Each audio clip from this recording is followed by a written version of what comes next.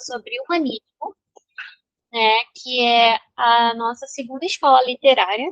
A gente teve o trovadorismo, né, de uma maneira assim um pouco rápida. Nem sei se vocês conseguiram pegar bem, mas eu vou fazer hoje um breve resumo sobre o humanismo também, tá? Então não se preocupe. Humanismo não, trovadorismo, perdão, tá? E para vocês lembrarem, revisarem, porque são escolas literárias bem próximas, tá bom? Praticamente termina uma, já está surgindo a outra, e é assim que funciona na literatura, tá? Então, eu vou começar hoje com, como é que eu vou apresentar? Com o humanismo, para a gente começar a ver mais sobre essa escola literária. E, beleza. Vocês conseguem ver o slide inteiro ou tá em parte? Digam para mim.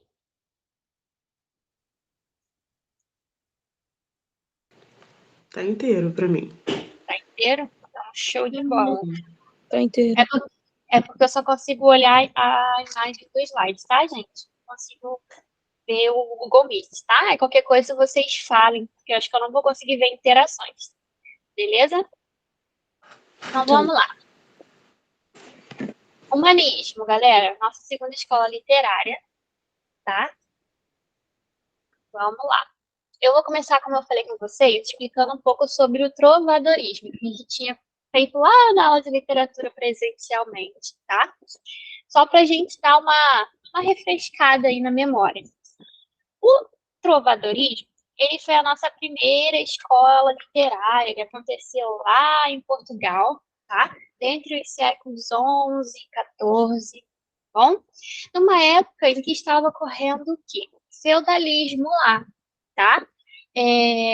Muitos portugueses estavam migrando da cidade para os campos, tá? Não só portugueses, mas romanos, outras pessoas por causa de invasões de outros grupos, como povos germânicos, tá? Que estavam invadindo as cidades. E esses povos tiveram que migrar para o rural, tá? Para a área mais rural. Então, a gente estava numa época do feudalismo, onde a gente tinha, né, toda uma estrutura hierárquica, né, entre clero, senhores feudais, a igreja católica, tá bom? A gente vai ver um pouquinho mais para frente. E o trovadorismo, não sei se vocês lembram, mas eram poesias misturadas com músicas, né? Eram poesias cantadas, né, dentro dos palácios, das cortes, e também dentro nas ruas também, tá? Porque tinha canções, né, cantigas populares também, não só cantigas mais, vou dizer assim, especiais, tá? Cantigas que só cantavam para os reis, né, para as pessoas da nobreza, tá? Então, era um tempo em que houve essa mistura entre a música e a poesia, tá? Então, dentro dessas produções literárias, como eu já tinha dito, a gente vai ter composições na corte, tá? Mas a maioria delas eram composições feitas na corte, mas que eram cantadas dentro dela e fora dela também, tá bom?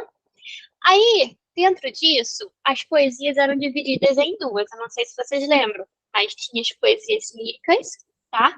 E as poesias satíricas. As poesias líricas eram divididas em cantiga de amor, né, e cantiga de amigo. E as satíricas eram as de escárnio e as de maldizer, tá bom?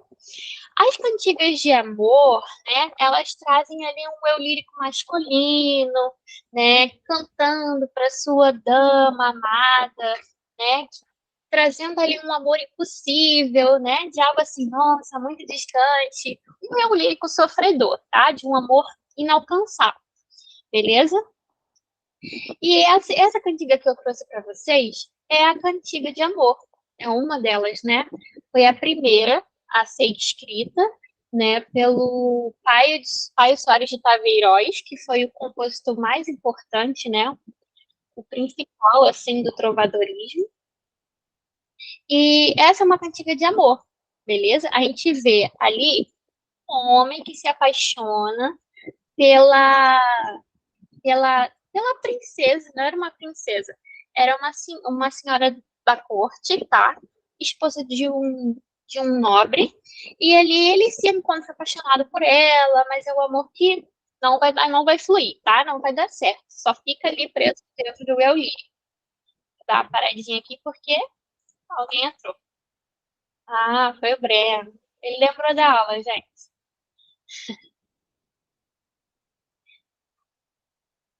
O slide passou para vocês? Só uma perguntinha.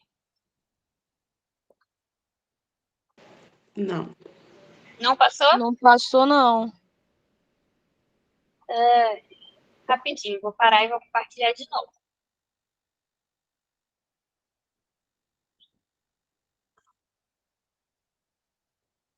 Não sei por que o slide não passou.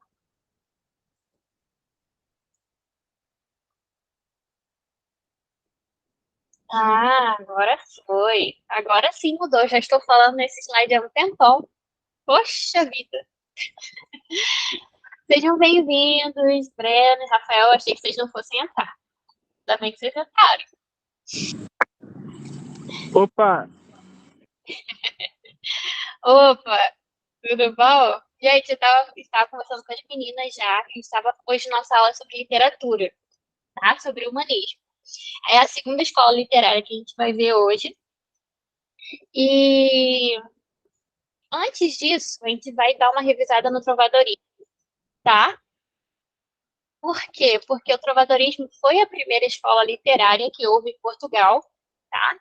E as escolas literárias são divididas em escolas portuguesas e escolas brasileiras. Mas essas duas foram escolas portuguesas, tá?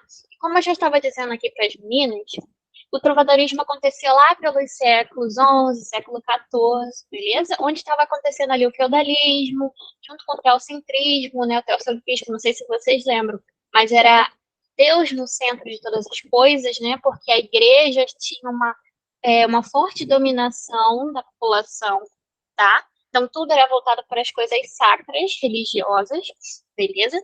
E a gente tinha dois tipos de literatura, né? Dois tipos de literatura, não, perdão. Tínhamos um tipo de literatura que era vinculada à música naquela época. Por quê?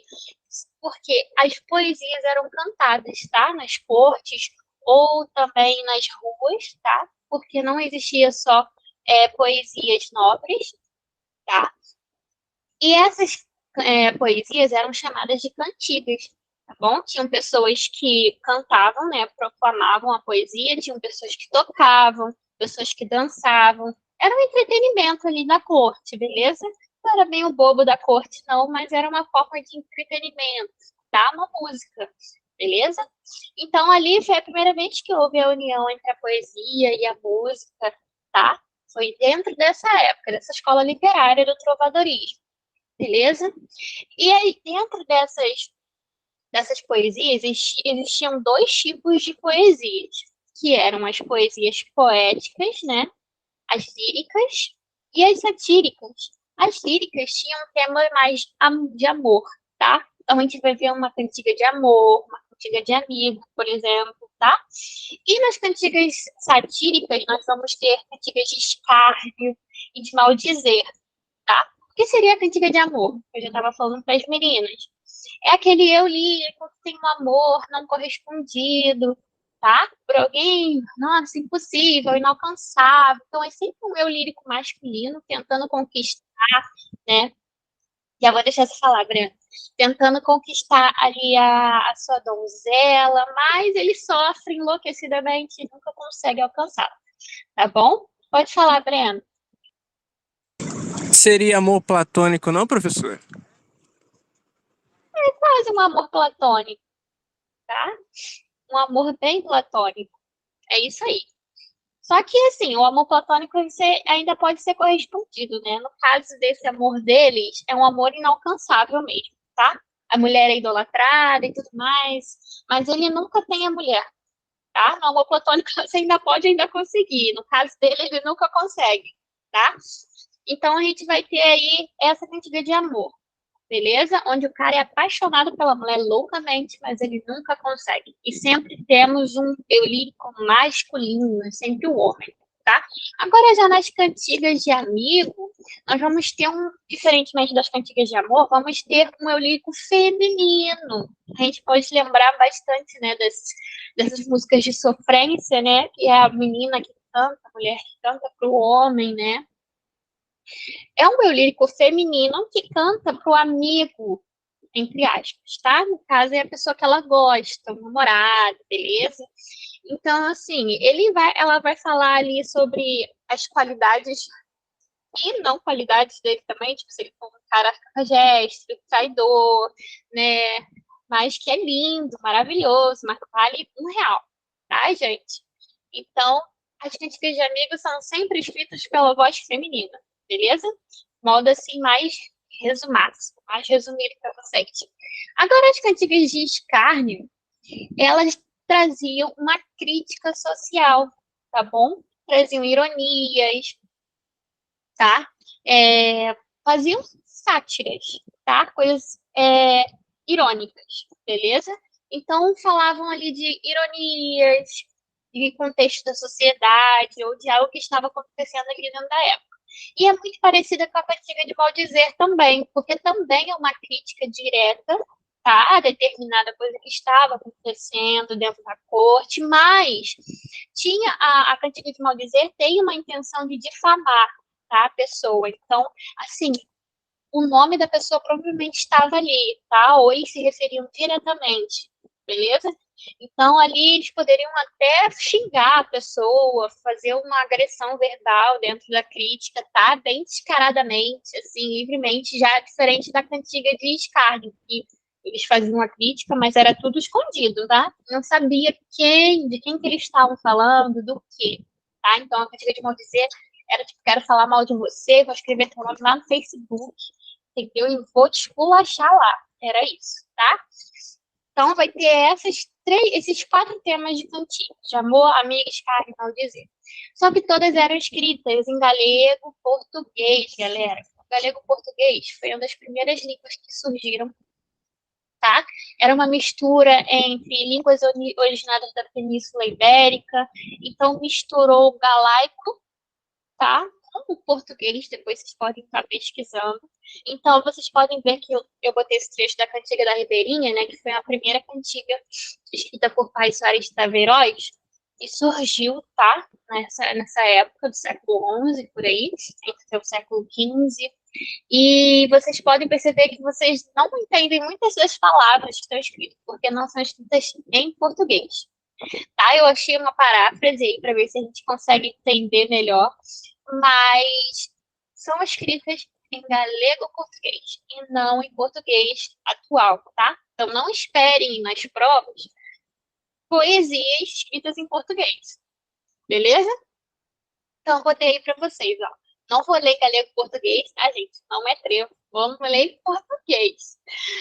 No mundo ninguém se assemelha a mim, enquanto a vida continuar como vai, porque morro por vós. E ai, minha senhora alva e de pele rosadas, querei que vós retrate, quando eu vi sem manto, maldito seja o dia que me levantei, e então vos vi cheia. Ele está completamente apaixonado pela mulher que ele viu, provavelmente estava peladona, né? Não sabemos ao certo, tá? Mas nós temos uma cantiga de amor, tá? Uma cantiga de amor.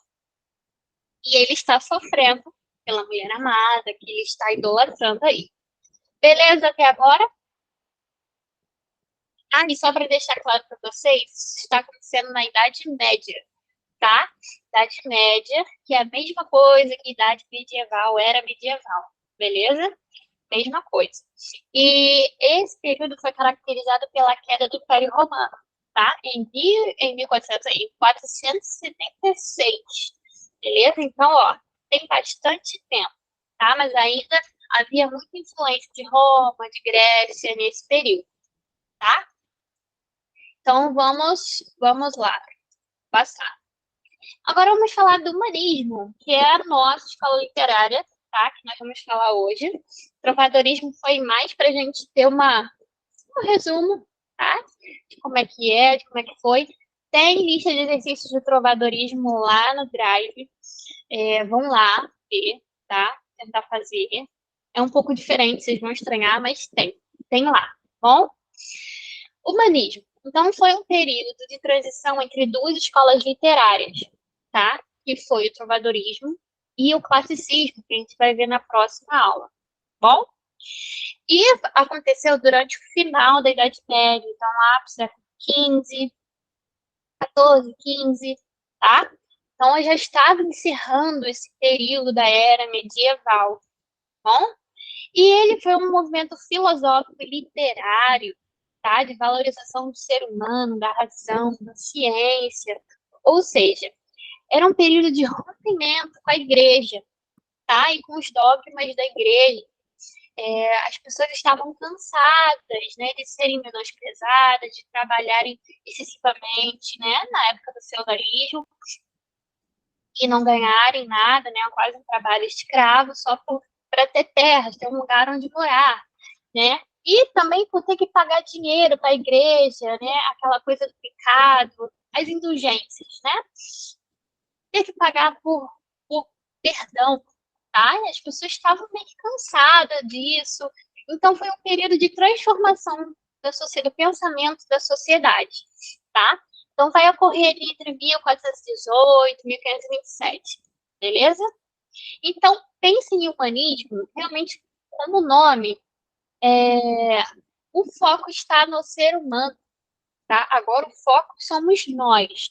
Não tem a ver mais com Deus, com igreja, nada disso. Agora o foco somos nós, a nossa racionalidade, as ciências, beleza?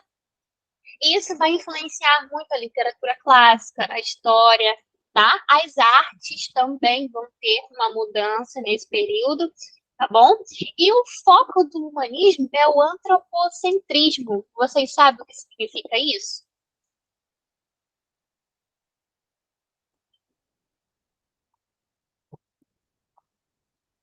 Podem falar assim mesmo,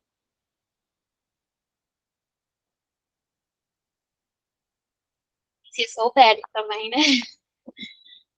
Não lembra nada É vocês. o homem no centro das coisas? Eu acho que é isso. Isso é o homem no centro das coisas, no centro de tudo. Anthropos vem de humano, tá? E centron vem de centro. Então, o antropocentrismo, né? E ele vai surgir para acabar com o teocentrismo, ele vai questionar tudo, tá? Que estava acontecendo naquela época. Então, vai vir um conjunto de ideias, tá? E vai representar a cultura, a ciência, a sociedade, mas focando no ser humano, beleza? E ele vai representar essa passagem da Idade Média, para a Idade Moderna, tá? Vai ser esse caminho por aí. E, desculpa, foi uma época que eles começaram a rejeitar os ideais da Idade Média, que também foi chamada de Idade das Trevas. Vocês sabem por quê a Idade Média foi chamada de Idade das Trevas? Porque para eles a ciência é tipo uma luz. E foi antes do iluminismo também. Tem a ver com o iluminismo, eu acho. Eu Também. acho. E isso é porque, tipo assim, nessa época, como tudo que existia tinha a ver com a igreja que dominava, que falava que era certo, que era errado, a ciência, a arte, elas não podiam crescer, elas eram um atraso, né? Elas eram consideradas coisas primitivas, sem importância, tá? Então, a época das luzes, né, foi uma época que as artes e as ciências e a razão pôde aflorar mais, tá? E elas conseguiram avançar. Então, por isso que a Idade Média é conhecida como Idade das Trevas, a Idade do Atraso, né? Que era tudo como um cavalo que só enxerga para frente, era como se fosse isso, tá? Então, o humanismo distanciou-se da igreja, dos pensamentos religiosos e começou a usar a razão, tá? E focar no homem. Mas também continuaram bebendo um pouco aí das fontes grecos romanas, tá? Principalmente na arte e no estilo de vida também, tá? Porque a Grécia e a Roma tinham essa característica da razão, do pensar, né, da filosofia, a valorização do pensar, né? Então, eles vão estar aí ligados com a Grécia e Roma, beleza? Então, ali, agora, diferente do trovadorismo, nós vamos ter produções em prosa, tá? Que são textos divididos em parágrafos, e poesias também, tá? Poesias divididas em estrofes, versos e estrofes também. E aqui eu trouxe para vocês, ó, um quadro que representa a época do humanismo, tá? É um quadro renascentista de um dos principais pintores da época, que é Botticelli, tá? Então a gente tem aí o Nascimento de Vênus. Se vocês verem na prova, já fiquem ligados, humanismo renascentista. Beleza? Tudo certo até agora, galera? Posso passar? Beleza. Então vamos ver um pouquinho o contexto histórico, tipo, do que estava acontecendo na época do humanismo. Já sabe que era a Idade Média, né? Era medieval, ali, século XI até XV, beleza? Mas onde surgiu? O humanismo surgiu na Itália, tá? Mais precisamente lá por Florença, no século XIV, beleza? E como eu já disse para vocês, influenciou a filosofia, a ciência, a literatura, as artes, se espalhou pela Europa. Nessa época, a Europa era o centro do mundo, tá? Nós estávamos vivendo o eurocentrismo, beleza? Só que nessa época, assim que se instaurou o humanismo, no início da Idade Moderna, houve uma ruptura com o feudalismo, tá? O feudalismo já estava entrando em decaimento, que no trovadorismo ele estava no auge, né? Os senhores feudais eram as pessoas mais ricas que existiam, tá? Que comandavam, né, as partes rurais, porque na verdade a Europa estava vivendo uma ruralização naquele momento, as cidades estavam em decaimento, beleza? Então aqui a gente vai ter, ó, basicamente o fim do feudalismo, tá? E o surgimento do capitalismo. Então, as pessoas não querem mais se estarem ligadas ao feudalismo. Nós vamos começar a falar de burguesia, tá? De moedas de troca, de mercantilismo e das grandes navegações também, beleza? Então aqui, ó, começou a crescer o comércio, coisas que não existiam, né? O capitalismo, a moeda começou a circular e as pessoas pararam, né? Não sei se ainda existiam algumas pessoas, mas, segundo historiadores, as pessoas não estavam mais vivendo dentro do segmento feudal, beleza? Só que dentro desse contexto também não houve só modificações no sistema da sociedade, também houve no sistema religioso, porque como as pessoas estavam infelizes também com o teocentrismo e veio o antropocentrismo, houveram bastantes reformas religiosas, tá? E se instauraram nessa época.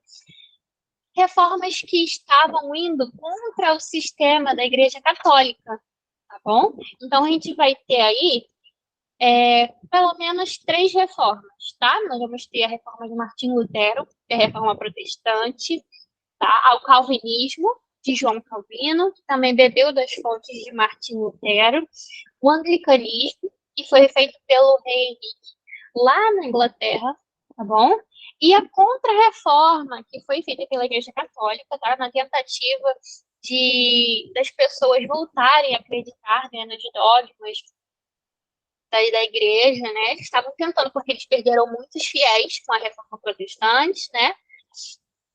Por causa das teses, das 95 teses que Lutero criou, refutando alguns dogmas da igreja. Então, muitas pessoas abandonaram e vieram seguir Martinho Lutero. Então, a Contra-Reforma foi uma forma da Igreja Católica trazer os fiéis novamente, tá bom?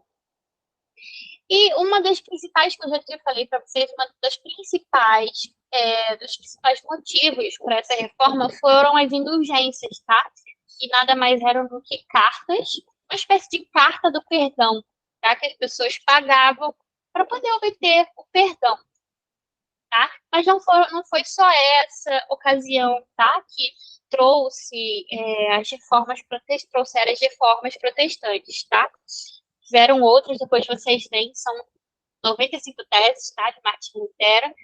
E cada reforma dessa traz uma visão diferente, tá bom? Contestando a Igreja Católica e tudo mais.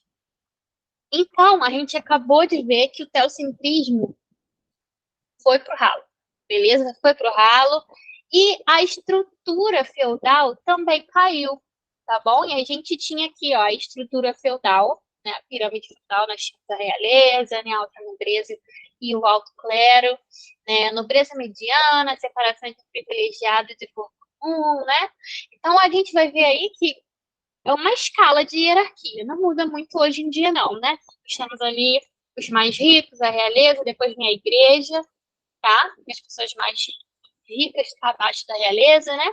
E depois vem as pessoas mais pobres, né? Os servos, as pessoas que trabalhavam. Não muda muito hoje em dia, né? Continua meio que nessa vida aí, dessa pirâmide feudal, tá bom? Tranquilo até agora? Esse contexto histórico aí? Suave. Beleza. Gosto. Oi?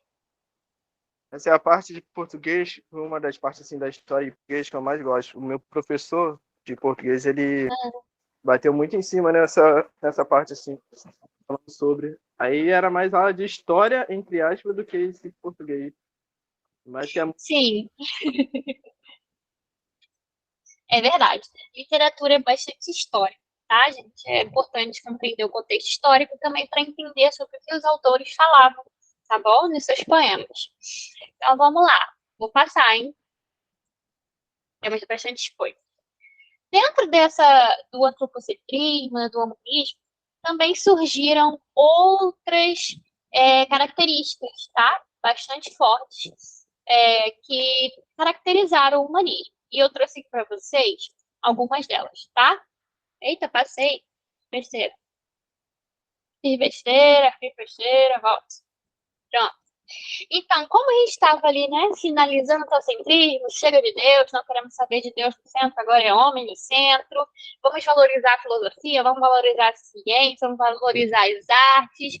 Nós chegamos com o cientificismo, galera. Cientificismo foi a superioridade da ciência sobre toda a compreensão humana, tudo que eles acreditavam já em quesito religioso ou de teorias sem fundamentos, tá? Nós vamos ter a ciência, né? A crença na ciência, crença na autoridade do método científico, do observar, do experimentar, do testar, do concluir, tá? Então, a ciência vai estar acima de tudo.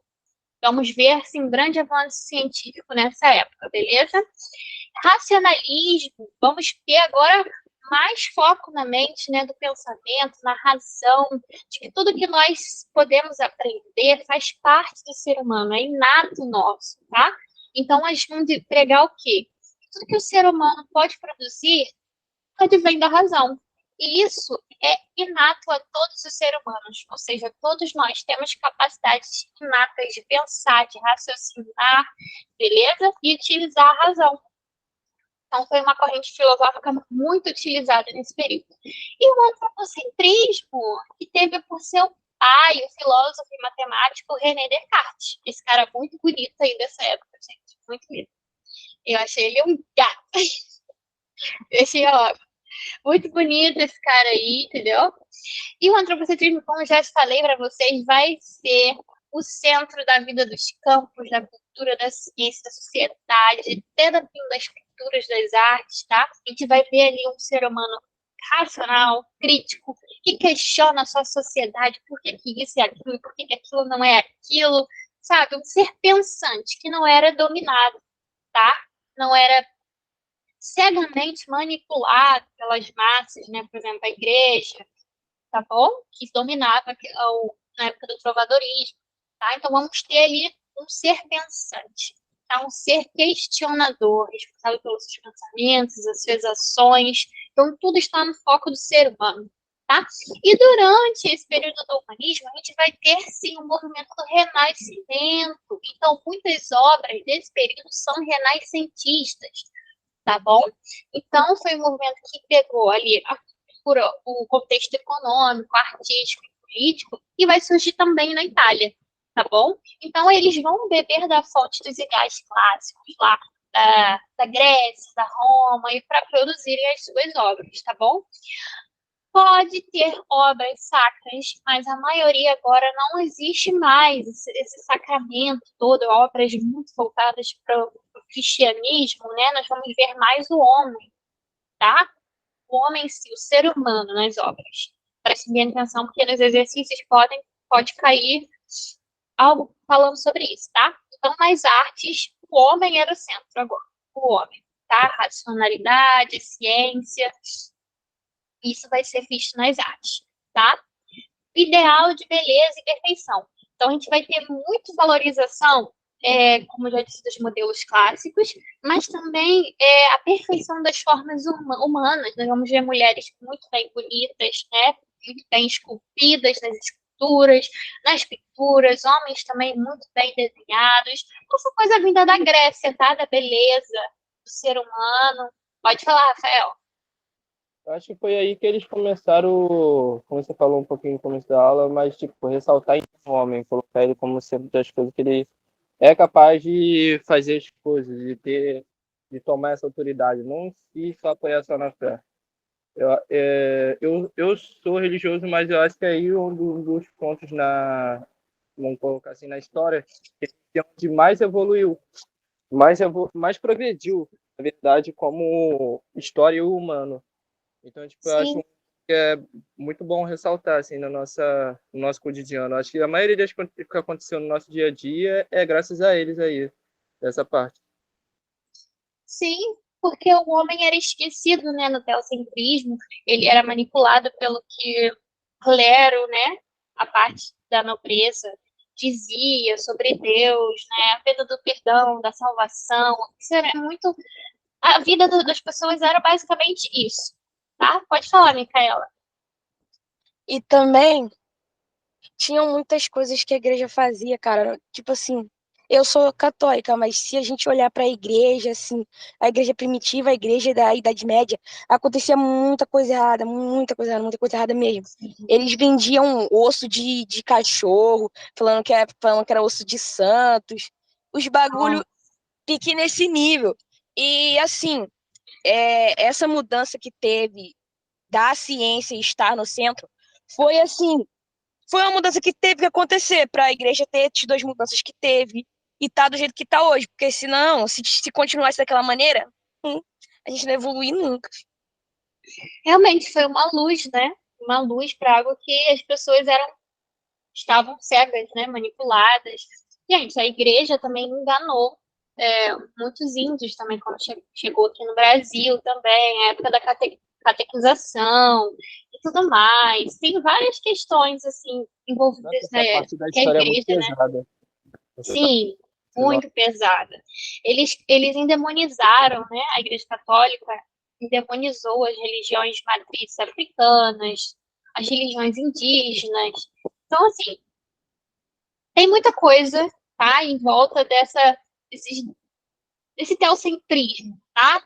Dessa tentativa de expandir o cristianismo, que foi um pouco pesado, tá? Mas graças ao antropocentrismo hoje e cientificismo também, né? Vamos dizer assim, nós temos clareza, nós podemos ter certeza, tá? Das coisas como elas são, beleza? Por causa da experimentação científica, das comprovações, tá? Do homem poder pensar por si próprio, poder escolher isso é certo, isso é errado, beleza? Mas dentro das artes a gente vai ver isso também, como eu estava falando. E eu trouxe para vocês o símbolo do antropocentrismo, né, que é o homem vitruviano, beleza? De Leonardo da Vinci, que vai ser um dos principais autores do Renascimento, desculpa. E também uma das obras renascentistas, Mona Lisa, tá, gente? Mona Lisa é um clássico, tá? Então pensem em Leonardo da Vinci, um homem vitruviano, porque é o centro do antropocentrismo, perdão. Beleza? Posso passar? Passar, hein? Show. Eu trouxe aqui uns autores, tá? Do humanismo, para a gente estar só conhecendo, beleza? Depois, se vocês quiserem, vocês se aprofundem, porque tem bastante autores e bastante vestibulares, tá? Por incrível que pareça. Então, aí, trouxe Thomas More, e o principal livro dele foi Utopia, tá? Então, são todos autores humanistas dessa época, tá bom? Erasmo de Roterdã, né? Com o Elogio da Loucura. Saiu loucura nessa loucura, tá, gente? Eu digitei errado. Giovanni Boccaccio, tá? Aí temos Michel de Montaigne, não sei direito como se pronuncia, tá? Dante, ele é um dos mais famosos com a Divina Comédia, não sei se vocês já ouviram falar. Já ouviram falar da Divina Comédia? O livro? É muito até hoje eu tenho vontade de ler, mas eu ainda não li, tá? É muito interessante. Depois vocês pesquisem. Fala sobre o inferno, uma forma mais satirizada, é muito legal. Francisco Petrarca, é muito difícil falar esses nomes. Ele tem uma coletânea de poemas de Canzoniere. Não sei como é que fala italiano, gente. É isso aí que vocês estão lendo, tá? Vamos passar. Isso aí era só para a gente ter um conhecimento. Ó, alguns artistas, tá? E obras do humanismo também. Trouxe aqui para vocês verem. Ó, nós vamos ter Madonna de Sistina, de Rafael Sanzio. Acho que é assim que se pronuncia, tá? Aqui ele ainda traz um pouco do teocentrismo, tá? Ali acho que Madonna de Sistina, se eu não estiver equivocada, depois vocês podem pesquisar, é Maria, tá? É um tema sacro. Eu acho que é Maria com Jesus. Essa La Pietà de Michelangelo também, tá? É Maria com Jesus. Então ainda tem um pouco ainda, tá? Os artistas que vão se manter nessa linha. Como aí, ó, Madonna com o Menino de Macácio também é Maria com Jesus, tá? Eu acredito que a maioria ainda ficou muito nesse lado assim do cristianismo. E ainda é um bom Sim, tirar essa sim, enraização. Até hoje ainda tem bastante raiz do cristianismo ainda. tem bastante. Sim, É uma a coisa. maioria das artes da Idade Média São cristãs, foram né? artes sacras. Sim. Gente, depois a gente vai ver o barroco. A maioria dos artistas pintaram as igrejas, entendeu? Então, todas aquelas artes barrocas são sacras, mas foram artistas, né, que para ajudar a igreja naquele período, pintaram as igrejas, né? Então, a arte ainda estava muito ligada com o sacramento, tá? Com a igreja, beleza? Eu acho que a arte mais antropocêntrica que a gente vai ter aqui é esse autorretrato, tá? Do Sofonisba. Acho que é Sofonisba, não sei como é que fala o nome dele. Então, a gente vê ali, né, mais a Se figura eu do não me ser engano, é isso humano. mesmo. Eles são fonistas, é isso mesmo. Isso. Ele vai trazer mais a figura do ser humano, mais o antropocentrismo pra gente, beleza? Mas tem muito mais artistas, tá? E a gente tem também, como a gente já viu. Oxe, é pra começar a falar, pra voltar. A gente tem que voltar tudo, gente. Como a gente viu aqui a gente esqueci, Leonardo da Vinci, tá? Leonardo da Vinci vai trazer bem mais o antropocentrismo do que o teocentrismo em si, beleza? Mas muitos pintores e artistas ainda vão ficar presos ao teocentrismo, tá? Então vamos continuar. E agora a gente vai ver como é que funcionava, né, o humanismo na literatura, tá? Porque o humanismo vai ser visto nas artes, vai ser visto na cultura, vai ser visto em vários lugares, tá? Mas por enquanto, se eu fosse trazer em tudo que o humanismo é visto, a gente vai ficar aqui muito tempo, tá? Mas já vou dizendo para vocês que tem humanismo nas artes, humanismo na cultura, humanismo tudo na economia, porque foi uma mudança social, tá? Pense em literatura, toda escola literária, como uma mudança social que aconteceu, tá? Então, isso influencia em várias áreas da vida humana. Então, aí, dentro do humanismo, nós vamos ter 3 tipos de obras, tá? Que vão se destacar nesse período. Então, vamos ter poesias palacianas, e como o nome já diz, eram poesias cantadas não, desculpa, que essa época não vai ter mais musicalidade, tá? A poesia vai se afastar da música, eram só declamadas, proclamadas, tá? Então, vamos ter poesias proclamadas nos palácios, nas cortes, beleza? Novelas de cavalaria, que vai ser um sucesso, assim, sabe? Estrondoso, novelas de cavalaria. E se bobear, vocês conhecem algumas novelas de cavalaria, tá? Que foram muito influenciadas e reproduzidas, por exemplo, pela Espanha, tá? Por países espanhóis. A gente mais pra frente eu trouxe um exemplo. Tem Robin Hood também, é dessa época? Sabe que eu não sei? Não sei se Robin Hood, eu não tinha pensado nisso. Mas ele não chega. Ele se torna um cavaleiro, né? Pra tirar dinheiro dos ricos e dar aos pobres. Pode ser. Depois eu vou dar uma pesquisada nisso. Gostei, cara. Eu não tinha pensado no Robin Hood. Mas pode ser que ele esteja dentro dessas novelas de cavalaria, sim. Beleza? Obras teatrais. Então, o teatro aí vai estar em cena também. Beleza? E o que eles falavam dentro desses tipos de textos, né? A gente vai ter a valorização da mulher, né? Sempre, né? A jovem, bonita, branca, rosada, linda, graciosa mulher, tá? O diálogo, de novo, entre mitologia grega, tá? Obras religiosas, de novo, tá? E as moralizantes, aquela que já entra mais, né? No antropocentrismo, na razão, né? No questionamento. E só que a maioria das obras humanistas vão ter características do trovadorismo, tá? Da escola anterior, beleza? Aí o que seria a poesia palaciana? A poesia palaciana era um texto, né, feito para os nobres e para nobres e fidalgos portugueses, tá? Então, assim, era só para quem tinha din-din, tá? Não era para qualquer um, a poesia palaciana. E era um texto formal. Eles gostavam de utilizar bastante figuras de linguagem, né, como a gente já viu algumas, recursos de sonoridade, né, para dar ritmo à poesia, beleza? Mas não tinha música, não tinha pessoas tocando instrumentos, igual no trovadorismo, né? Que era quase um grupo, a pessoa que cantava, a pessoa que tocava, a pessoa que dançava, tá? Cada um tinha uma função. E os temas eram amor, tá? De forma sensual, mas não tinha, assim, tanta mulher idealizada, mulher inalcançável, como nas cantigas de amor, tá? Nas cantigas de amor lá, a mulher era inalcançável. Pode falar, Rafael. Eu acho que vem aí que começou a entrar mais do teatro, mais assim, a forma de se expressar, Sim, essa arte. Acho que foi nesse ponto aí que começou a chegar mais nesse ponto, dessa mudança assim das nossas artes. sim. Foi nesse ponto que tudo começou a mudar, né?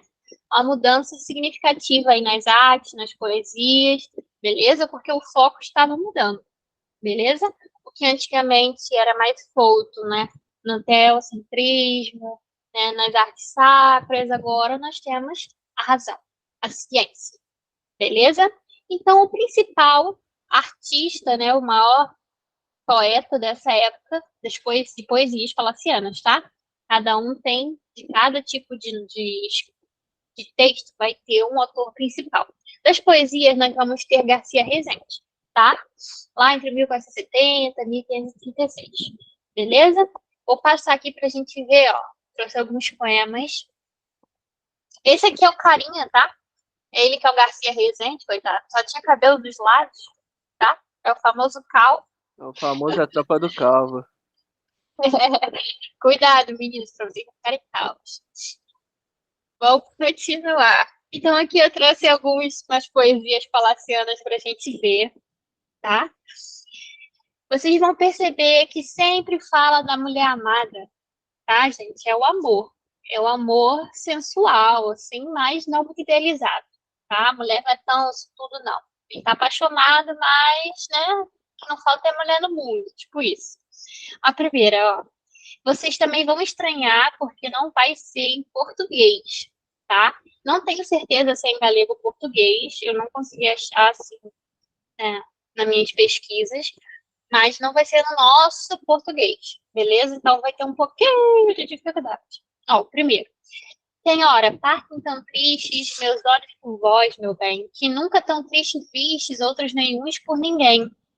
Tão tristes, tão saudosos, tão doentes da partida, tão cansados, tão chorosos, da morte mais desejosos, 100.000 vezes que da vida. Coitado, o cara tá sofrendo, hein? Parte tão triste, os tristes, tão fora de Esperar, bem, que nunca tão tristes vistos, outros nenhum por ninguém. Esse é um poema de, a maioria deles, né? Mas eu trouxe dois, do João Ruiz Castelo Branco e um do Rui Barbosa. Vocês percebem como é que ele está sofrendo por uma mulher? O tema é amor, tá? Ele fala que ele tá triste, tão triste meus olhos, nunca tão triste te vi, meu Deus do céu, vou Esse é aquele morrer. amor que vai ficar marcado pelo resto da vida. Você tá num relacionamento. Imagina se fosse com aquela pessoa. Pois é, esse parece ser o primeiro amor, né? Talvez, aquele que dá, acaba com a gente, né? Eu acho que é bem esse. Então, tipo assim, ele tá desejoso até morrer por causa desse amor, tá? Que ele tem pela senhora lá, que não sabemos quem é. Aí o outro, mesmo poema. Senhora, parte tão triste, meus olhos por vós, meu bem, que nunca tão tristes vistes, outros nenhuns por ninguém, tão tristes. Não é a mesma coisa. Acho que é continuação, é. Acho que eu me enganei, botei o dois ali, mas é continuação. 100.000 vezes que dá vida. É a mesma coisa, gente. Eu botei igual. Que vergonha, gente. Eu botei o mesmo poema. Achei que. Olha, eu nem percebi. Eu nem percebi, eu achei que era outro poema dele. Que vergonha. Esquece esse, gente. Esquece, abafa. Esquece. Fiz merda. Fui moleque. Botei o mesmo poema. Que besteira. Nem reparei, gente. Mas esquece, vamos pro Rui Barbosa. Que meus olhos partais, em qualquer parte que estais, em meu coração ficais, e nele vos converteis, este é o vosso lugar, e que maieta vos vejo, porque não quer meu desejo, que vós passeis mudar, por isso que partais, em qualquer parte que estais, em meu coração ficais, pois nele se converteis. Acho que até rima, né? Vocês percebem que eles usam o ais, né? O eis, para fazer ritmo, tá? Ter sonoridade, o poema. Mas ali ele usa o Y no lugar do I, tá? E meus olhos partais, em qualquer parte que estais, né? Ficais, converteis, tudo para gerar sonoridade, tá? No poema. Mas a gente ainda vê ainda um eu lírico falando da mulher amada. Tranquilo, galera? Pois é, me tinha que ter trazido mais um poema, botei o mesmo poema. Foi na hora de copiar. Que vergonha. Passar, tá? E nós vamos ter novelas de cavalaria, gente. Novelas de cavalaria é o mais legal pra mim. Eu não sou muito fã de poema, tá? Acho meio chato. Mas novelas de cavalaria é maneiro. A gente vai ter sempre a figura de um cavaleiro, óbvio, tá? Atrás da donzela, salvando a donzela. Isso remete vocês a algum filme? Alguma história? Tem muitas, pô. Tem muitas, né? Inspiradas em cavaleiros, né? Vocês conseguem lembrar de algum? Bastante. Só que eu não me lembro. Eu assisti bastante, agora eu não me lembro. Principalmente alguns filmes da Disney. Tinha bastante. É verdade, verdade. Então, assim, são romances, tá? Nada mais. É. São romances, tá? É cavalaria, porque eram cavaleiros, tá? Mas o tema central é o amor, beleza? Então vai surgir lá na França, na Inglaterra, século X, século XV, beleza? E são escritos em prosa, tá? Prosa por quê? Vão ter textos, parágrafos, tá? Parágrafos em falas, beleza?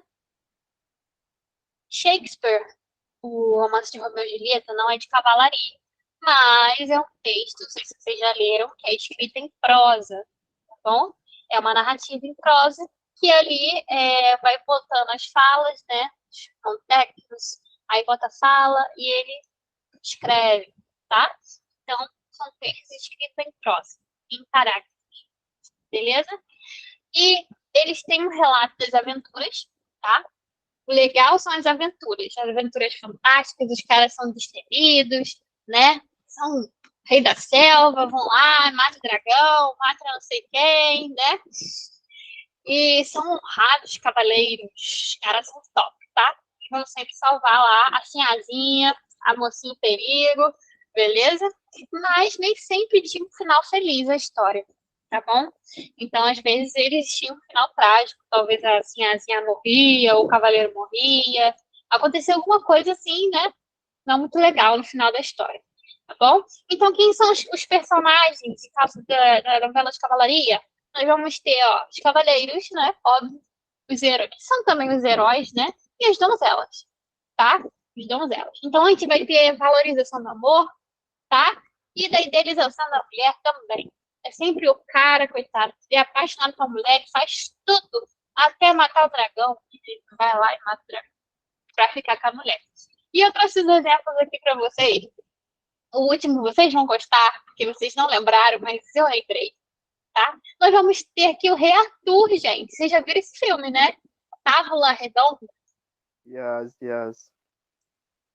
É uma novela de cavalaria, tá, gente? Isso aí foi recriado, olha, quantas vezes em filmes, né? É uma novela de cavalaria, beleza? Vamos ter Dom Quixote de La Mancha, galera. Vocês já ouviram falar de Dom Quixote? Eu Dom cheguei a Quixote é falar, um mas nunca barco. vi falar. Nunca viu? Cheguei a ver, mas cheguei Nunca a. chegou a ver. Isso, exato. Tem um filme no YouTube, tá de graça. De graça. É bem antigo, tá? É uma recriação, né, do livro Dom Quixote de La Mancha, tá? Mas, tipo assim, a história é legal. Dom Quixote é um cara que lê muito livro de cavalaria, muita novela. E ele fica doidão, tá? Achando que é um cavaleiro. E ele convence o Sancho Panza, que é o amigo dele, a entrar em aventuras como se ele fosse um cavaleiro. E nessa história, ele idealiza uma mulher amada chamada Dulcineia, que ele acha que ele tem que proteger e tem que encontrar essa mulher, menino. Mas, na verdade, Don Quixote, ele meio que alucinava, tá? Então, ele convence Sancho Panza lá e ambos vão entrar em várias aventuras como se eles fossem cavaleiros, mas, na verdade, eles são pessoas normais, pobres, tá? E o Sancho Panza é um amigo fiel, que entre todas as furadas com o Don Quixote, é muito legal. Se vocês quiserem, vocês leiam o livro ou assistam o filme, tá? Mas o Don Quixote viaja na maionese, ele acha que ele é cavaleiro, e é isso aí. Eu vou lá achar a minha amada Dulcineia, que eu nem sei quem é, ele tá viajando. Mas é muito legal. E por último, vocês não lembraram, não chega a ser uma história de cavalaria, uma novela, mas foi inspirado. Shrek, galera, Shrek. Shrek, gente, foi inspirado em novelas de cavalaria. Vocês podem perceber somente no Shrek 1, né? Shrek 1, o que o Shrek faz? Ele não bota armadura, gente, vai salvar Fiona, donzela, lá no palácio. Na verdade, é um Fácil. deboche com vários outros personagens, né? Tipo, o Pinóquio e Sim, os é uma outros. mistura. Sim, é uma mistura, mas o foco central, né? Como os principais são só Shrek e o burro, né? Ali Shrek é o Don Quixote, tá? E o burro é o Sancho Panza. Ou seria o gato Sancho Panza, não sei, tá? Mas tem essa referência a Don Quixote de La Mancha e história de cavalaria, tá? Aí misturou tudo. Shrek é uma mistura, é arte, cultura, tá, gente? É agro, é tech, é pop. Assistam Shrek. Mas tem referência sim, beleza? Realmente que ele bota a armadura e vai salvar a donzela, tá bom? Tranquilo, gente? Com a novela de cavalaria? Vou passar. É muito legal, depois vocês pesquisem mais sobre novela de cavalaria. É uma parte mais legal do livro. Nós vamos ter as obras teatrais, né? Por último já, né? As obras teatrais realmente eram para ser exibidas, tá? Para ser feitas teatros e tudo mais, eram peças, tá bom? E nós vamos ter alguns principais autores que escreviam essas obras. Nós vamos ter Gil Vicente, Fernão Lopes e Garcia de Rezende, tá? Principalmente Gil Vicente, com o Alto da Barca do Inferno, isso cai muito. Eu achei uma lista de exercícios que, de uma banca, uma universidade, que só caiu o Alto da Barca do Inferno. Tá, gente? Todas as Inclusive, questões. na escola eu tive que ler esse livro aí. Sim. Eu não tive que ler na minha época, mas alguns professores pedem, né? Legal que você já leu. Eu nunca li, eu tenho muita curiosidade de ler ainda, não li. Talvez seja uma das minhas próximas leituras, quem sabe. E ele é todo em prosa, tá? A gente pode ver a estrutura ali, ó, em parágrafos, tá? Também em diálogos, tá? Porque a gente viu travessão, tá? Porque são diálogos, falas, tá? É um texto, é um livro muito importante, na época do humanismo, tá? E ele cai bastante. Não sei no Enem, mas em alguns vestibulares pode ser cobrado, tá? Ele pode ser cobrado. Então, o Gil Vicente, né? Ele é o pai do teatro português, tá, galera? Esse cara aí, meio estranho, tá? E ele vai trazer temas religiosos, humanos, críticas sociais, tanto que esse livro, Gil Vicente, é uma crítica social também, tá? É uma crítica social que ele fez. E ele escreveu obras e peças teatrais que eram chamadas de autos e farsas, beleza? Autos trazendo temas humanos, divinos, e farsas era um costume da época, tá? De Portugal e tudo mais. Eu acredito que pelo nome, né, Alto da Barca do Inferno era um alto, tá? Essa peça era um alto. Então eu trouxe um trechinho aqui pra gente, tanto que eu fiz a lista de exercícios para vocês, e lá tem bastante exercício sobre esse livro, tá? Da Alta Barca. Ih, deu ruim. A Alto da Barca do Inferno, de que só foi pro lixo. Então aqui, ó. Ele fica entre anjo, diabo, cavaleiro, fidalgo, tá? Tem alguns personagens aí que ele fica variando.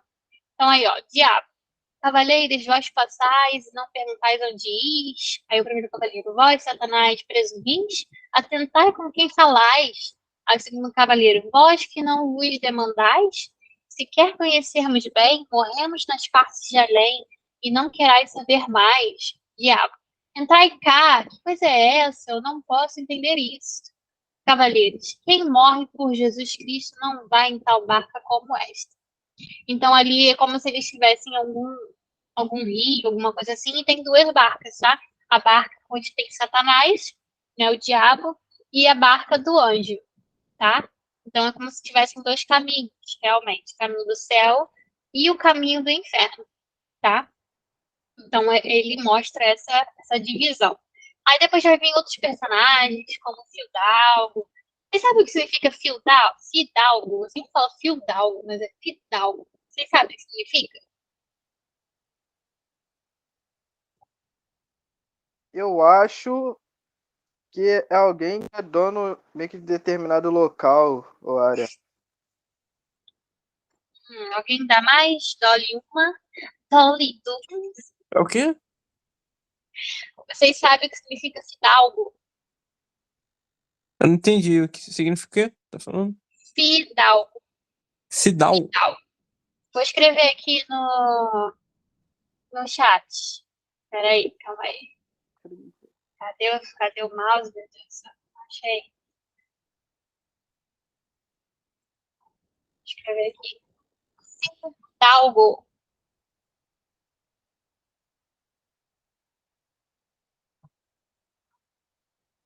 Alguém tem uma ideia? Pensei que era fígado.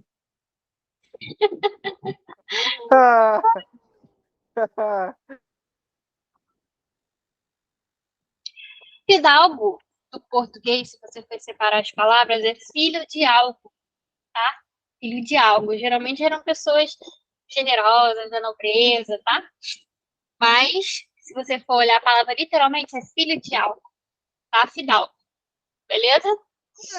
Era isso que significa. É, Fidalgo, filho de algo. mas não foi meio que Ó, sentido. vamos lá, galera. Trouxe dois exercícios pra gente fazer, tá? Mas a folha de exercício tem bastante exercício lá. Depois eu vou deixar o link para vocês entrarem. Mas vamos tentar fazer esse exercício? Ó, vamos lá. É da IFRR. O humanismo foi um movimento com desdobramentos filosóficos, políticos, culturais e artísticos. Sobre o humanismo é incorreto, tá? Eu quero a frase, a sentença que não tem nada a ver com o humanismo, beleza? Preste atenção. Afirma que, letra A, durante a Renascença, se inspirou nos conhecimentos da antiga civilização greco-romana. Letra B, Valorizava o saber crítico voltado para o maior conhecimento do homem e uma cultura capaz de desenvolver as potencialidades da condição humana. Letra C. Difundiu ideias que se opunham ao teocentrismo reinante, compreendendo o homem como a maior obra divina. Letra D. Defendia a capacidade humana de criação e transformação da realidade natural e social, reafirmando a ideia de livre-arbítrio. Letra E. Defendia a necessidade de intervenção religiosa em todas as áreas da vida humana, a fim de promover o progresso e a unidade dos espíritos e indivíduos. Qual vocês acham que é a sentença incorreta? Podem falar. É a letra E. Pra mim é a letra E. Alguém dá mais? Disso que a gente viu até agora, né? Falamos de antropocentrismo, né? Que eles valorizavam, principalmente parte do renascentismo, né? Valorizavam as estruturas, as igrejas. É mesmo. Por mim Vou também ficar dando é. spoiler, não. E aí, Ana? E aí, Breno? O que vocês acham? Eu acho que é.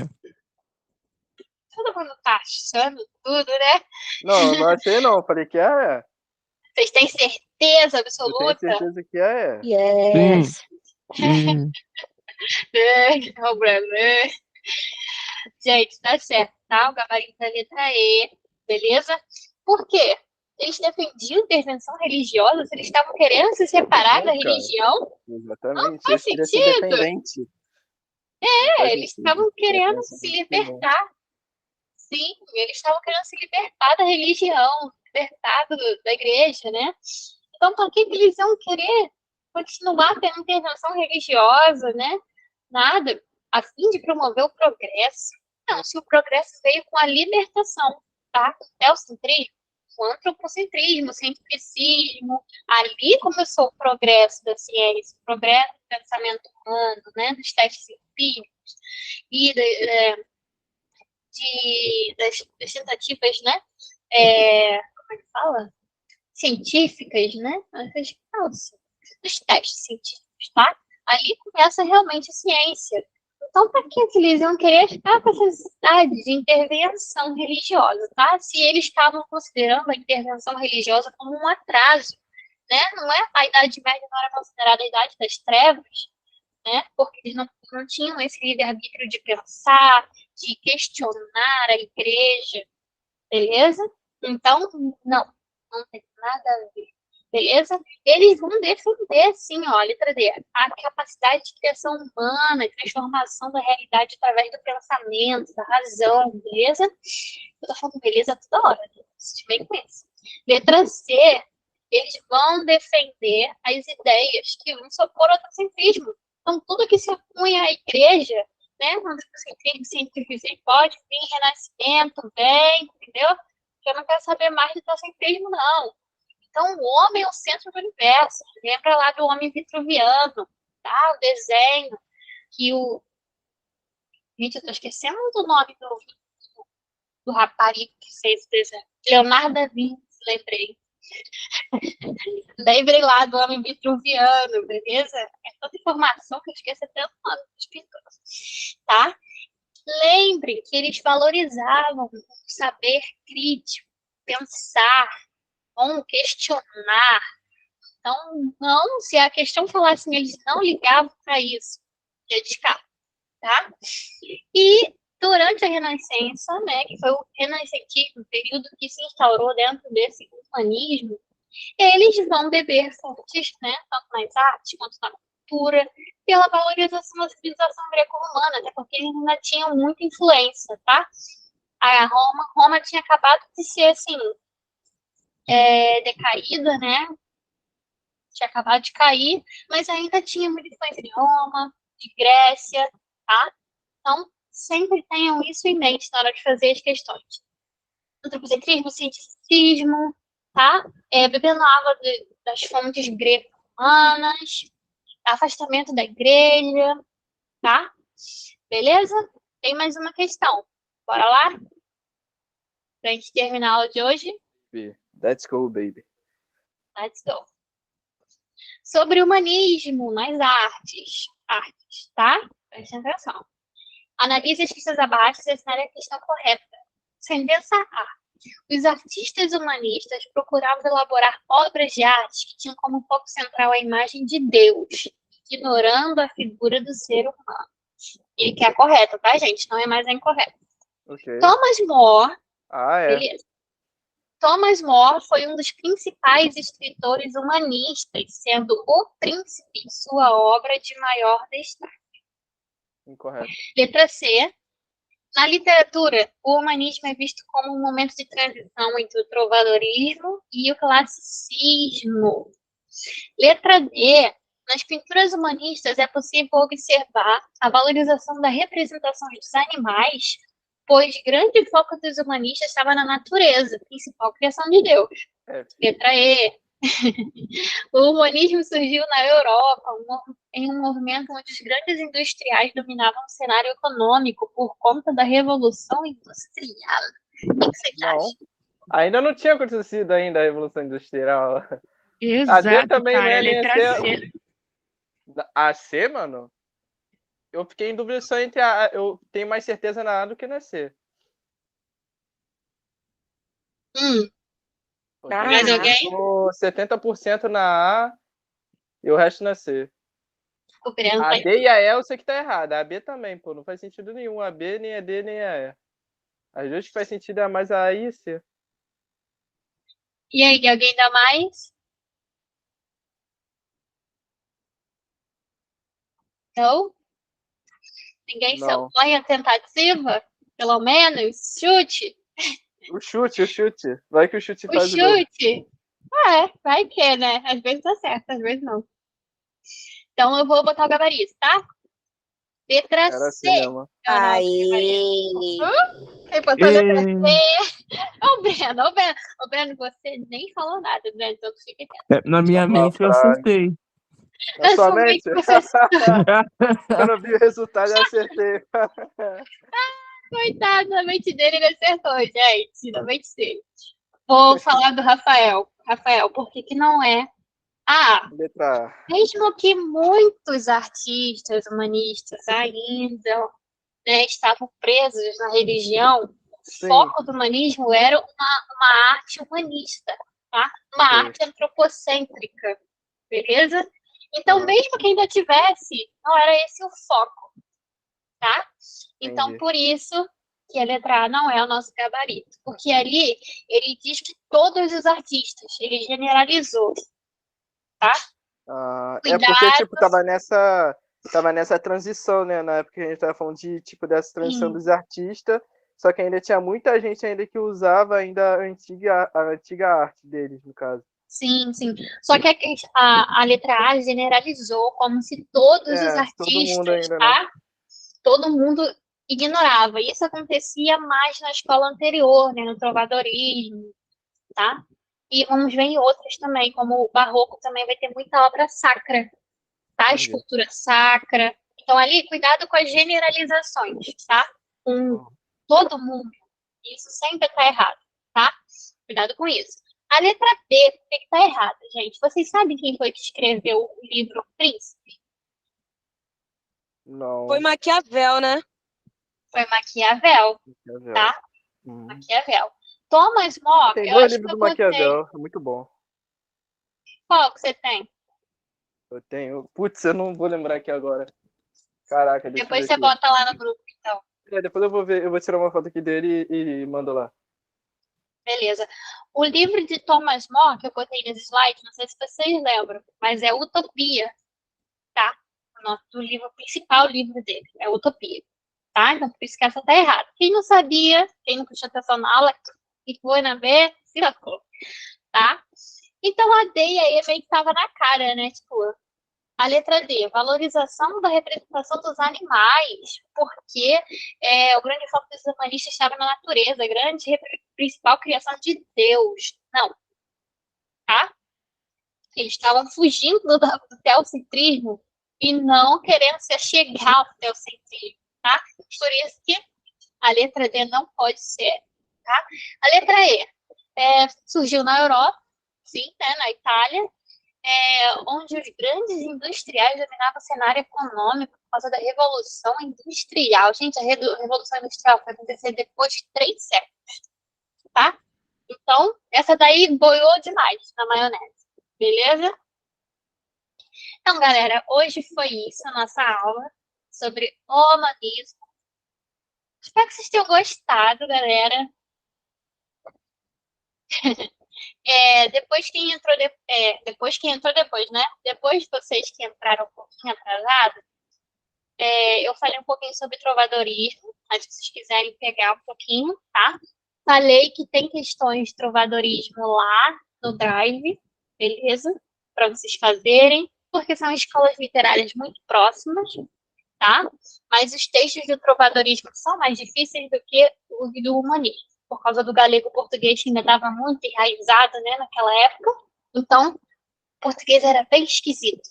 Não era nem português, era uma mistura, tá? Então, as palavras eram complicadas, tudo muito estranho, mas é bom treinar, para vocês terem costume de ver e olhar, pô, você que tá com a cara de trovadorismo, você que tá com a cara de humanismo, tá? Para vocês saberem reconhecer. Então, galera, por hoje foi isso. Espero que vocês tenham gostado. Valeu. Fé nas crianças. Valeu, fé nas crianças e fé em Tchau. nós, professores. Vejo vocês segunda-feira. Boa quinta-feira para vocês. Tchau, tchau, galera.